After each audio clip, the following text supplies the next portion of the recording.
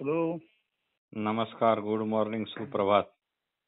काय सांगताय? हा, नाही सांगायचं मी एवढंच की काल तुम्ही जे साचलेपण आणि असणेपण हं, याविषयी जी माहिती सांगितली होती किंवा जो हं, चिंतन केलं होतं ते हं, थोडंसं अजून हं. व्यवस्थित म्हणजे थोडं सविस्तर ठीक आहे. करणे ही विनंती. आणि हो. दुसरं म्हणजे सूर असूर याविषयी हं, सुद्धा जी थोडी जास्तीची माहिती सांगितली ती सुद्धा सांगावी हं, ही विनंती. आणि आता हं. करा ठीक सुरू. आहे. हां. धन्यवाद. सज्जन श्रोते हो. मागे आपण एका ठिकाणी पाहिलं आहे की आध्यात्मिक, आधिभौतिक व आधिदैविक असे मानव शरीराचे पातळीला भाग पडतात. त्यातील स्थूल शरीर हे आध्यात्मिक आहे. देहांतर्गत व पंचमहाभूते या संदर्भातील जे शरीर आहे ते आधिभौतिक आहे. आणि आधिदैविक म्हणजे रूप व इंद्रियांच्या शक्तिरूप देवता किंवा त्या इंद्रियांचे कार्यरूप वेगळे पण दिव्यत याला आधिदैविक रूप म्हणतात. म्हणजे स्थूल शरीर आध्यात्मिक, नंतर देहांतर्गत पंचमहाभूते आधिभौतिक आणि इंद्रियांच्या शक्तिरूप देवता व त्या इंद्रियांचे कार्यरूप वेगळे पण दिव्यत्व हे आधिदैविक. असे आध्यात्मिक, आधिभौतिक आणि आधिदैविक असे आपल्या शरीराचे भाग आहेत. याच आध्यात्मिक शरीराला अर्थातच स्थूल शरीर म्हणतात. आधिभौतिक जे शरीर आहे ते पंचमहाभूतांचं आहे आणि त्याला सूक्ष्म रूप म्हणतात. आणि आधिदैविक जे शरीर आहे ते कारण रूप, त्रिगुण रूप म्हणजे आपल्या इंद्रियांचं जे कार्यरूप वेगळेपण आहे, दिव्यत्व आहे, त्याचं ते रूप आहे. तर स्थूल, सूक्ष्म, कारण या अनुक्रमे आध्यात्मिक, आधिभौतिक आणि आधिदैविक अशी ही 3 शरीर आहेत. आणि त्याच्याही पलीकडे जे आहे ते महाकारण म्हणजे महत्तत्व आहे. आणि हे महाकारण महत्तत्व हेच खरं तर ब्रह्माचं, आत्म्याचं असणेपण आहे. तर ब्रह्माचं, आत्म्याचं असणेपण आपल्या देहामध्ये, विशेष करून आपल्या कारण देहामध्ये आपल्या इंद्रियांचं कार्यरूप वेगळेपण, दिव्यत्व याद्वारे प्रकाशित झालेलं दिसतं. म्हणून स्थूल, सूक्ष्म, कारण म्हणजे अर्थातच आध्यात्मिक, आधिभौतिक आणि आधिदैविक याच्या पलीकडे जे महाकारण किंवा महत्तत्व आहे ते खरं तर ब्रह्मतत्व किंवा आत्मतत्व आहे. आणि तेच आपल्या शरीरात वेगवेगळ्या दिव्य प्रतिभा शक्तीद्वारे आधिदैविक रूपाने प्रतिबिंबित झालेलं आहे. म्हणून खरं तर आत्म्याला चिदाभास म्हणतात. आत्म्याला शरीरातील चैतन्याचा भास किंवा आभास म्हणतात. म्हणजे आपल्या शरीरात आत्मा आहे असं नाहीये, तर आपल्या शरीरांतर्गत जे आधिदैविक रूप आहे तिथे ज्या आपल्या इंद्रियातून जन्माला येणाऱ्या विविध शक्ती आहेत त्या शक्ती याच मुळी बाहेरच्या म्हणजे याचा अर्थ महत्तत्वाच्या प्रतिबिंबित रूपाने आलेल्या शक्ती आपल्या कारण देहात आहे. म्हणून आध्यात्मिक देह म्हणजे स्थूल देह, आधिभौतिक देह म्हणजे इंद्रियांचा देह आणि इंद्रियांच्या अंतर्गत ज्या दैवी शक्ती तो कारण देह.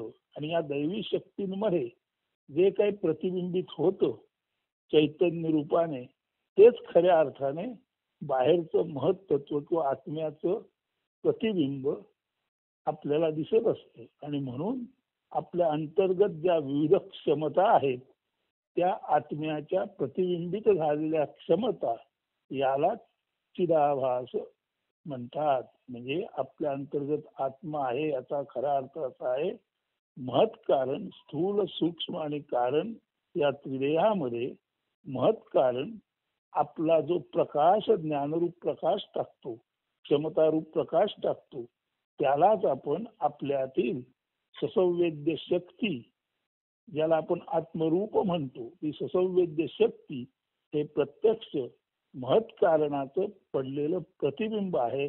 म्हणून महत्कारणाचं आपल्या देहांतर्गत प्रतिबिंब यालाच आपण आत्मा म्हणतो. परंतु आत्मा हे प्रत्यक्षात देहांतर्गत पडलेलं महत् कारणाचं प्रतिबिंब आहे. जसा आकाशातील सूर्य पाण्यात दिसावा तसं ते प्रतिभा रूप आपल्यामध्ये जे आहे, चिंतन रूप जे आपल्यामध्ये आहे, सुसंवेद्य शक्ती रूप जे आपल्यामध्ये आहे, तोच खरा आपला अंतर्गत असलेला आत्म्याचा अंश आहे. अंश म्हणजे प्रतिभा रूपाने, चैतन्य रूपाने, ज्ञान रूपाने पडलेले मूळ ब्रह्माचे प्रतिबिंब आहे.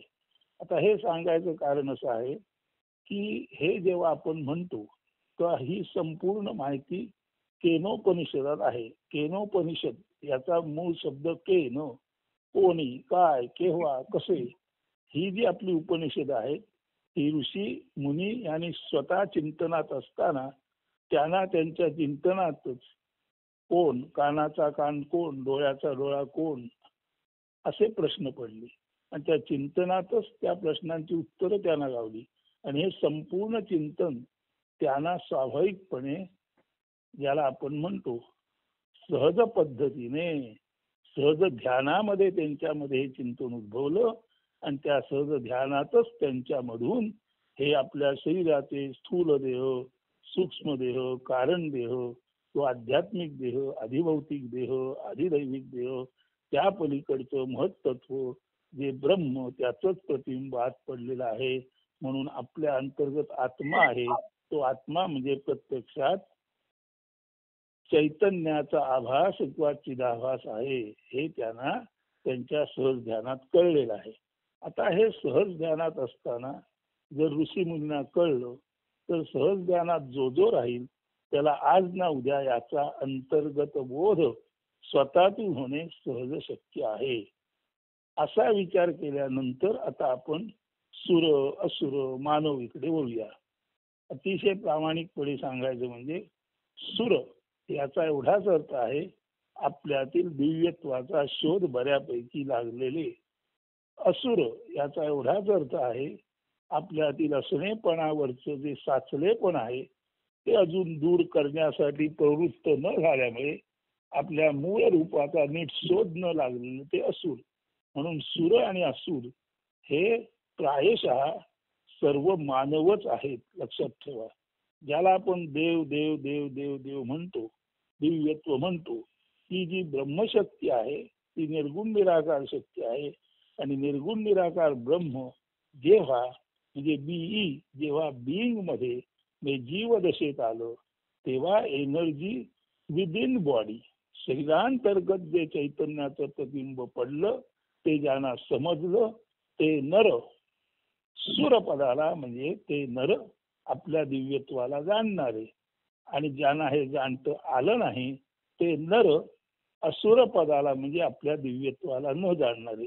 एवढ्याच अर्थान सुर आणि असुर हे शब्द आहेत.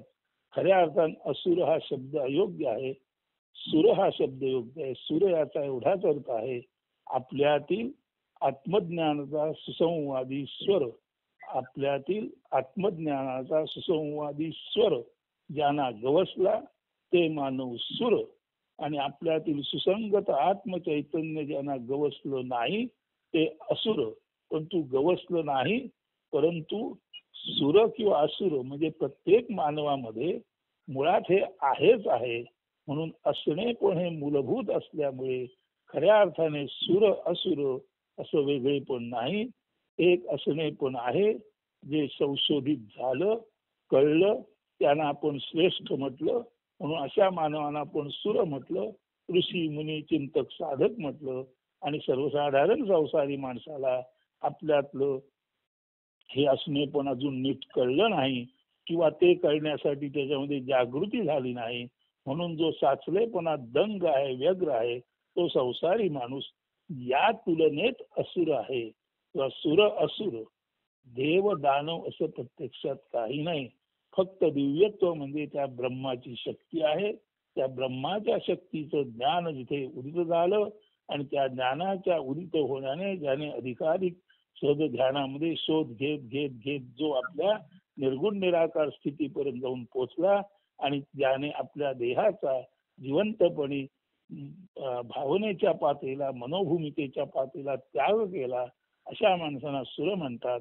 आणि उर्वरितांना जे तिथपर्यंत पोचले नाहीत त्यांना असुर म्हणतात. तर असुर आणि असुर हे प्रत्यक्षात मानवाचेच स्पष्ट सांगायचं म्हणजे ज्ञानपूर्ण जीवन जगणारे आणि अद्याप ज्ञान न झालेले. आता ज्ञानपूर्ण जीवन जगलं म्हणजे त्याच्या ज्ञानपूर्ण जीवन जगण्यासाठी ज्ञान असावंच लागतं आणि अद्याप ज्ञान झालं नाही म्हणजे सुद्धा तिथे ज्ञान असणं गृहीतच आहे. म्हणून असणे पण हे असं ना तसं प्रत्येक जीवामध्ये असतच असतं. म्हणून प्रत्येक जीवामध्ये हे जे अमृतत्व आहे, जे हे अविनाशी तत्व आहे, जे कधी जन्माला येत नाही आणि जे कधी मरत नाही, जे असणेपणी असतेच असते, याच गोष्टीला अमृत असं म्हणतात. तेव्हा सुर आणि असुर हे फक्त ज्ञानी आणि अज्ञानी हे माणसांच्या भेदासंदर्भात आहेत. देव असो, विष्णू असो, कृष्ण देव असो, विष्णू असो, शंकर असो, ब्रह्मदेव असो, ह्या ज्या गोष्टी आहेत त्या मानवी मनातून निर्माण केलेल्या दैवी प्रतिमा आहेत. आणि रामकृष्ण हे तर प्रत्यक्ष मानव आहेत. म्हणून खऱ्या अर्थाने आपल्यातील दैवत्वाचा उलगडा झालेले रामकृष्ण, ज्ञानेश्वर, कृष्णमूर्ती, बुद्ध, महावीर हेच आपल्यातील देवत्वाला पोचलेली माणसं म्हणजे सुर आहेत. आणि अजून आपण तिथे पोचलो नाही त्याचा अर्थ कधीच पोचणार नाही असं नव्हे. फक्त आपल्यामध्ये चौकशी सुरू झाली. केनोपदेशासारखं, केनोपनिषदासारखं जेव्हा आपणाला प्रश्न पडेल मी कोण आहे, मी कोण आहे, मी कोण आहे, तो प्रश्न जर सहज ध्यानात पडला तर सहज ध्यानातूनच आपण भू भ स्वाहा महाजना तपा सत्यम करत एकाच जागी बसून उन्मनी भावाने सत्यलोकापर्यंत जेव्हा प्रवास करू तेव्हा जे आपल्याला दिव्य ज्ञान होईल तेच आपल्या हातील मानवाला सुरपदावर देऊन ठेवेल. आणि असं ज्ञान ज्याला झालं तो देहाने पडला तरी तो ज्ञानाने अमर असतो. म्हणून अमृत म्हणजे परमेश्वराच्या ज्ञानाची परिपूर्ती जिथे झाली असा मानव देहात असून सुद्धा जर विदेही असतो तर देह पडल्यानंतर तो काय असणार तर तो सरळ सरळ ब्रह्मरूपच असणार. याला म्हणतात अमृतत्व. तर आता आपण देव, दानव, सुर असुर पाहिले तर सुर असुर म्हणजे दुसरं काही नसून आपल्यातील दिव्यत्वाचे परिपूर्ण दर्शन होऊन जो स्थिर, शांत, संयमी, स्थितप्रज्ञ अस्तित्वात राहिला आणि देहाचा ज्याला विसर पडला असा माणूस सुर. आणि अजून तिथपर्यंत जो गेला नाही तो असुर. परंतु हे सर्व जाता येतं, सर्वांना जाता येतं. त्यासाठी सर्वांमध्ये त्या परमेश्वराचं प्रतिबिंबित रूप आहेच आहे. हे परमेश्वराचे दैवी ज्ञानरूपी प्रतिबिंबित रूप असणे यालाच आत्मा म्हणतात. आणि हा आत्मा सर्वाभूती आहे म्हटल्यानंतर तो प्रत्येक मानवामध्ये आहे नव्हे, प्रत्येक लहानसहान जीवामध्ये सुद्धा आहे. उत्क्रांतीच्या टप्प्यात जेव्हा मानव आपल्या पूर्णत्वाला जाणतो तेव्हा तो मानवच सुर देव म्हणून वंदनीय ठरतो. आणि त्याच्या आधी तो मानव सुरत्वाला न पोचलेला, कदाचित प्रवासात असलेला, कदाचित प्रवास सुरू न झालेला अशा अर्थी तो मानव असतो. जो मानव दिव्यत्वाला पोचला तो सुर आणि जो पोचला नाही तो मानव. आणि असुर याचा अर्थ एवढाच आहे की आपल्यातील सुसंवादी पण न जाणल्यामुळे माणूस जेव्हा वेडावाकडा वागतो तेव्हा त्याला असुर म्हणतात. म्हणजे सूर वर खाली झाले तर सूर जसे भेसूर होतात तसे जीवनातील ज्ञान नीट झालं नाही तर जीवनाची संवाद यात्रा विस्कळीत होते. अशी विस्कळीत संवाद यात्रा आपल्यातला दैवी सूर न उमजल्यामुळे होतं. म्हणून त्याला असुर म्हणतात. परंतु इथून तिथून फक्त जीव जगतामध्ये उच्च कोटीला मानवच आहे. बाकी ब्रह्मा विष्णू महेश ही काल्पनिक दैवी रूप आहेत. उत्पत्ती, स्थिती आणि लय करणाऱ्या त्या शक्ती म्हणून आहेत. ह्या मानवाने शोधलेल्या आहेत, त्या प्रत्यक्षात आहेत असं व्यवहारात दिसतं. आणि त्या दिसणाऱ्या शक्ती जो शोधतो तोच खरा मानवातून ईश्वराचा शोध घेणारा. म्हणून मानवच तो सुर असतो. आणि तो शोध जोपर्यंत पूर्ण होत नाही तोपर्यंत तो मानव असतो. म्हणून मानव हाच सुर आहे. आणि सुर पदापर्यंत न पोचलेला जो आहे तो मानव आहे. असुर अशी इथे स्थिती नाही. असुर याचा साधा सरळ अर्थ असा आपल्यातील सुसंवादी पण न कळल्यामुळे जो थोडेफार वेडावाकडा वागतो तो असुर. म्हणून आता आपल्यातून राम रावण, कंस कृष्ण याचा जो विरोधाभास आहे तो काढून टाका. फक्त प्रवासामध्ये एक आपल्या ज्ञानापर्यंत पोचलेला आहे आणि एक अजून तिथे पोचला नाही. अशा अर्थाने आज जगात रावण कंस बरेच आहेत, तर आपण सुद्धा तिथे पोचलेलं नाही. म्हणून फार मोजकी माणसं तिथे पोचतात, तेव्हा त्यांना सुराचा म्हणजे देवाचा दर्जा दिला जातो. पण तू इथून तिथून सर्व मानवच आहेत. हे जर आपल्या लक्षात आलं तर अशाच तऱ्हेने क्षीरसागराचे मंथन. आता क्षीरसागराचे मंथन म्हणजे दुसरं किसं काही नाही. जसं केनोपनिषदात कोण कोण काय काय अशी चर्चा करता करता हे आपलं ज्ञानसत्र, हे हा आपला ध्यान यज्ञ पुढे पुढे जातो. तशी सहज ध्यानाची प्रक्रिया चिंतनाद्वारे पुढे पुढे गेल्यानंतर त्या ऋषी मुनींना प्रथम जे आपल्यातील दिसलं ते असं आहे. आणि त्याचं आपण एक मंगलाष्टक म्हणतो, ते तुम्हाला म्हटलं की लक्षात येईल. लक्ष्मी कौस्तुभ पारिजात कसुरा धन्वंतरी चंद्रमा गाव कामदुधा सुरेश्वर गजो रंभारी देवांगना अश्वसप्तमुखो विषम हरिधनु शंखामृतम चांबुधे रत्नानीह चतुर्दश प्रतिदिनम कुर्वन्तु वो मंगलम. याच्यामध्ये लक्ष्मी एक लक्षात ठेवा. रत्न याचा एक अर्थ आहे प्रत्येक जातीतील, प्रत्येक वस्तूतील, प्रत्येक वस्तूच्या जातीतील श्रेष्ठ वस्तू म्हणजे रत्न. हा एक रत्नाचा अर्थ आहे. आणि दुसरा रत्न याचा अर्थ आहे जी आपण अंगावर परिधान करतो, राजा मुकुटात घालतो, ती रत्नमानक असा एक अर्थ आहे. तर ही 14 रत्न म्हणताना लक्षात घ्या, जेव्हा हे चिंतन सुरू झालं, जेव्हा असुर असलेला अजून ज्ञानापर्यंत न गेलेला माणूस जेव्हा सुरत्वाची चौकशी करू लागला, म्हणजे ज्ञानापर्यंत न पोचलेला माणूस जेव्हा ज्ञान मार्गाने जाऊ लागला, तो ज्ञान मार्गाने जातोय पण ज्ञानापर्यंत पोचला नाही, ही त्याची अवस्था असुराची आहे. आणि ज्ञानापर्यंत पोचल्यानंतर त्याची अवस्था सुराची आहे. म्हणजे आपल्यातच एक अज्ञानी आहे आणि आपल्यातच एक ज्ञानी आहे, आपल्यातच एक असुर भाव आहे, आपल्यातच एक सुरभाव आहे. परंतु या असुर आणि सुरभावाची चकमक जेव्हा ध्यानात सुरू होते, तेव्हा असुर सुर असुर सुर यांची जी खिस्तान होते, यांची जी ओढाताण होते, त्यातून आपल्या सहज ध्यानामध्ये अनेक गोष्टी उर्मी रूपात, लाटा रूपात बाहेर येतात. आणि त्या बाहेर येताना प्रथम सर्व वस्तू जातीतील सर्वात श्रेष्ठ वस्तू आल्या आणि सरते शेवटी या वस्तूच्या पायाशी असलेली सद्वस्तू म्हणजे आत्मतत्व आलं. तिला अमृत म्हणतात. अमृत शेवट निघालं. याचं कारण साचलेपणात जे चांगलं आहे ती 13 रत्न आहेत, उरलेलं साचलेपण आहे ते फेकून द्या. आणि नंतर त्या खाली जे आहे ते अमृतत्व म्हणजे ज्ञानरूपाने आपण अमर आहोत हे सांगणारं अमृतत्व.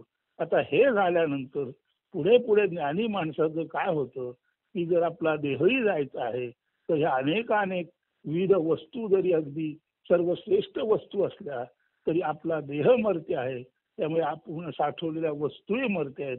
हे लक्षात आल्यानंतर ज्ञानी माणूस 13च्या 13 रत्नांचा त्याग करतो आणि देहाबरोबर तो आपल्या संपत्तीचाही त्याग करतो आणि फक्त ज्ञान संपत्ती घेऊन तोपर्यंत जिवंत राहतो. जेव्हा देह पडतो तेव्हा त्याच्यातील ज्ञानरूप अमृत तत्व जे पूर्वी विदिन बॉडी होतं ते विदाउट बॉडी म्हणून मुक्त होतं. तर आता अशा चिंतनामध्ये लक्ष्मी म्हणजे अनेक संपत्ती असते, कोश असतात. त्यातील सर्वात संपन्नतेचा कोश म्हणजे लक्ष्मी. कौस्तुभ म्हणजे अलंकार रूप अनेक रत्ने मानके अंगावर धारण केली जातात. त्यातील कौस्तुभ हे सर्वश्रेष्ठ रत्न आहे. लक्ष्मी हे सर्वश्रेष्ठ धन आहे. कौस्तुभ हे सर्वश्रेष्ठ रत्न आहे. पारिजात हे हा सर्वश्रेष्ठ पुष्पवृक्ष आहे, ज्याला आपण प्राजक्त म्हणतो. सुरा म्हणजे दारू, पण दारूतील उच्च दारू म्हणजे सुरा. धन्वंतरी म्हणजे देवांचा वैद्य. चंद्र ग्रहातील सर्वात शीतल जो ग्रह तो चंद्र, आणि ज्याच्या प्रकाशात अर्थातच सर्व पृथ्वीवरती सर्व वृक्ष लतिका औषधी वेली वनस्पती यांची वाढ होते तो चंद्र. कामधेनू इच्छित वस्तू देणारी गाय, म्हणजे इच्छिलेलं देणारी गाय ती कामधेनू. सुरेश्वर गज, सुरेश्वर म्हणजे इंद्र, आणि त्याचा हत्ती म्हणजे ऐरावत. त्यानंतर रंभा इंद्र दरबारातील अप्सरा किंवा नृत्यांगना.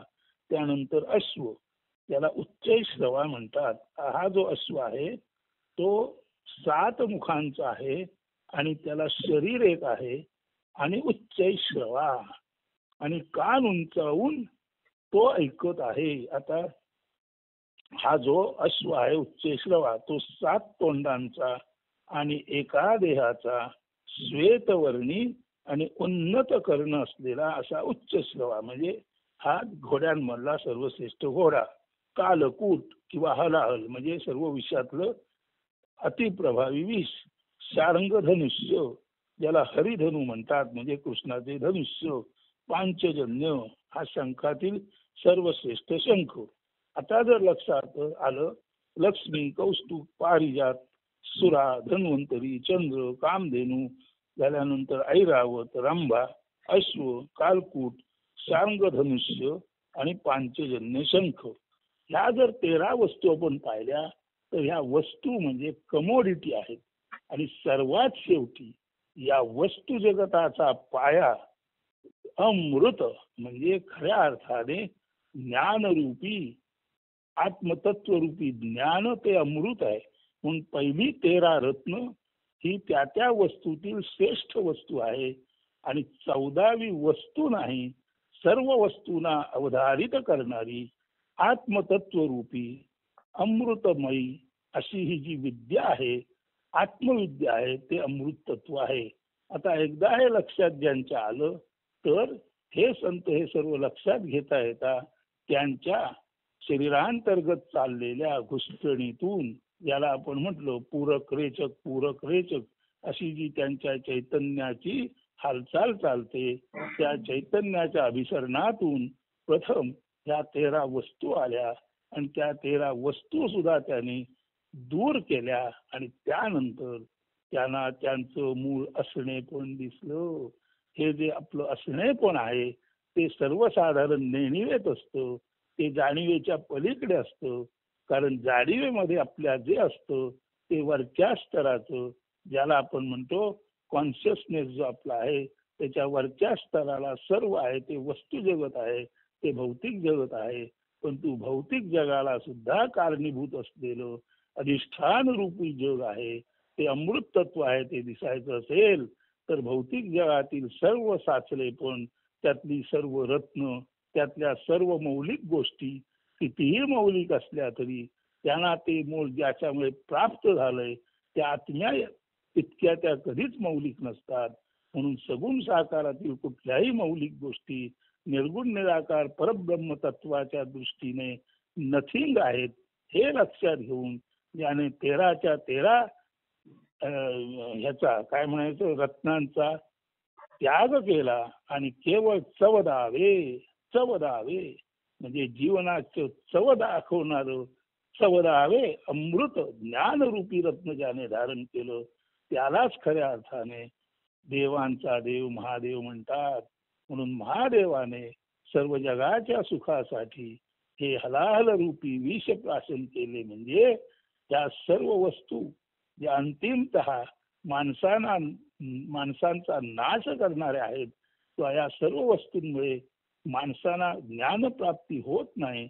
म्हणून हे वस्तू जगत आहे त्याचं जे कालकूट आहे ते देवांचा देव म्हणजे माणसातील सर्वोच्च माणसाने ते स्वतः प्राशन करून आपल्या कंठामध्ये बंद करून ठेवलं. आणि हा नीलकंठ आहे, त्याचा कंठ निळा आहे, परंतु तो ज्ञानाने गौरवर्णी आहे. म्हणून कर्पूर गौरम, कापरासारखा श्वेतवर्णी असलेला हा शंकर, त्याने म्हणजे तो ऋषीच आहे समजा, त्याने हे सर्व ओळखलं. आणि ते ओळखता ओळखता या वस्तूंचा कायमस्वरूपी लोकांना त्रास होऊ नये म्हणून त्या वस्तूंचं मायावी जग कालकूट म्हणून त्याने आपल्या कंठामध्ये धारण केलं. आणि इतकं करून त्याने आपलं जे मूळ रूप आहे, सत्य रूप आहे, ज्ञानरूप आहे, ते त्याच्यातून प्रकर्षित झालं. आणि आधीच गोरा असलेला हा शंकर त्या ज्ञानामुळे कर्पूर गौरव आपला कापरासारखा अधिक लख्ख बनला.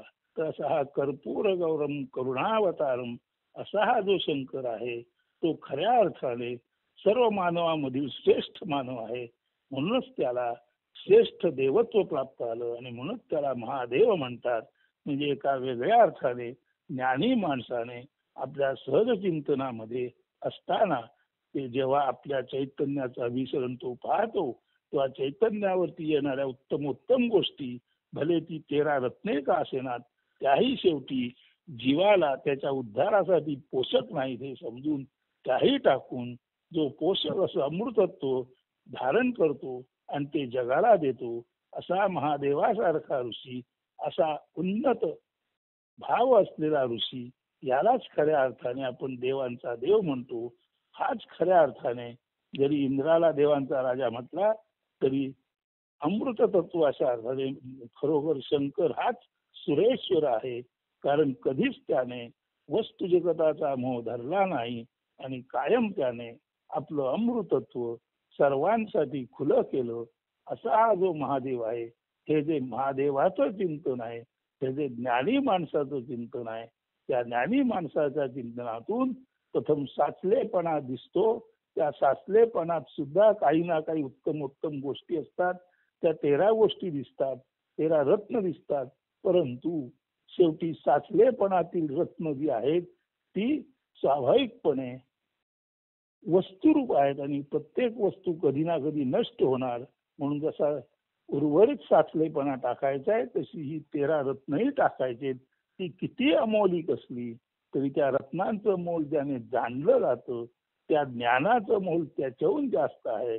म्हणून केवळ आणि केवळ आत्मतत्व हेच अमौलिक रत्न जो धारण करतो तो शिवपदाला प्राप्त होतो आणि त्याची जीवदशा संपते. आणि अर्थातच इथे सर्वच नर शिवपदाला प्राप्त होऊ शकतात. सर्वच नर असुरत्वातून सुरत्वाकडे जाऊ शकतात. असुरत्व म्हणजे केवळ अज्ञान आहे, साचलेपण आहे. आणि ते दूर करून जगातल्या सर्व मौल्यवान गोष्टीचा त्याग करून, कारण मौल्यवान गोष्टी ह्या सुद्धा जन्माला आलेल्या आहेत, त्या अर्थी त्या नष्ट होणार आहेत. अशा 13 रत्नांचा त्याग करून आपल्या देहाचा जिवंत असताना मनोभावे त्याग करून जो ज्ञानरूपावर विराजमान होतो तोच विदेह मुक्ती पद्धतीने अमृतत्व प्राशन करतो. तेव्हा काल जे आपण सुर असुर अमृत रत्न म्हटलं, हा खुलासा जर आज आपल्या लक्षात आला असेल तर स्थूल सूक्ष्म कारण, आध्यात्मिक आधिभौतिक आधिदैविक आणि त्याच्या पलीकडे असलेलं महत्त्व ब्रह्मतत्व त्याच्या आधारे चौकशी करता करता करता सहज ध्यानात जो माणूस साचलेपणातील सुद्धा 13 तुलनेने अमौलिक रत्नाचा शोध लागतो. पण त्याला हेही कळतं हा रत्नांचा शोध आहे. शेवटी वस्तूतील ती श्रेष्ठ वस्तू आहे. प्रत्येक वस्तू जी जन्माला आली ती जाणारच. म्हणून त्याही वस्तूंचा तो त्याग करतो नव्हे. आपलं शरीर हे सुद्धा वस्तू आहे, त्याचाही तो भावनेने मनाने त्याग करतो आणि त्याच्या पलीकडच्या असलेपणाला निर्गुण निराकाराला जो कायम स्मृतीत ठेवतो, कायम स्मरत राहतो, त्याच्या अनुसंधानात जो राहतो त्यालाच खऱ्या अर्थाने आत्म्याची विस्मृती कधी होत नाही. आणि आत्म्याची विस्मृती होणं म्हणजेच उर्वरित रत्नांचा मोह होणं. मोह म्हणजे मोह याचा अर्थ मूर्खता आहे. जे अशाश्वत आहे ते घ्यावंसं वाटणं ही मूर्खता म्हणजेच मोह, हीच माया म्हणजेच साचलेपणातील थोडे हे चांगलं आहे ठेवूया, थोडे हे चांगलं आहे ठेवूया म्हणताना माणसं सर्वच साचलेपण ठेवतात. आधी तपासतात आणि हे चांगलं हे चांगलं हे चांगलं म्हणताना सर्वच ठेवतात आणि आपल्या असणेपणाकडे काही ते जातच नाहीत. म्हणून साचलेपण भले त्यातील 13 रत्न आपण धरली तरी सुद्धा ते वस्तू आहे. वस्तू आली म्हणजे जाणार, या अर्थाने शरीर आलं म्हणजे जाणार.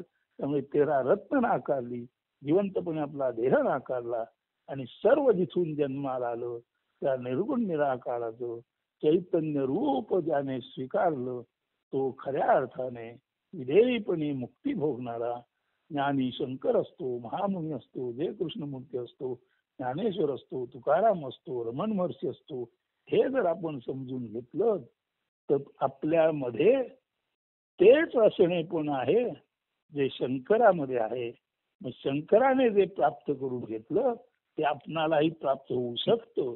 नुसतं सर्वाभूती भगवंत साधू म्हणतात म्हणून आपण म्हणून चालणार नाही. माझ्यामध्ये सुद्धा भगवंत आहे. जो आपल्यामध्ये भगवंत आहे तो आपल्याला शोधावा लागतो. परत कृष्णमूर्ती म्हणतात शोधामध्ये सत्य लावतं. सत्य लावल्यानंतर पूर्वी जे असत्य होतं ते आपण पकडलं होतं ते चूक आहे याची प्रांजल कबुली द्यावी लागते. आणि एकदा का सत्य मिळालं की कधीच असत म्हणजे अशाश्वत आपण धरणार नाही. जीवनामध्ये कधीच असत्याचा आपणाला मोह होणार नाही. आणि केवळ आपल्या अमृतत्वाकडे कडे आपला एकलक्षी प्रवास जेव्हा सुरू होतो तेव्हाच खऱ्या अर्थाने मानवातून सुर, सुरातून महादेव अशी आपली सर्वोच्च आत्मतत्वाकडे झेप घेतली जाते. हा कालच्या आणि आजच्या चिंतनामध्ये घेतलेला 31 सारांश. आता आपणाला सुर असुर रत्न अमृत याचा खुलासा झाला असेल. आणि शेवटी आपल्या नेणीवेत जे दडलेलं आहे ते असणे पण हेच खऱ्या अर्थाने अमृतत्व आहे. हे आपण ध्यानात घ्याल असं विश्वासपूर्वक समजतो आणि आत्मनिरूपण येथेच थांबवतो. धन्यवाद. अस्तु. शुभ दिन.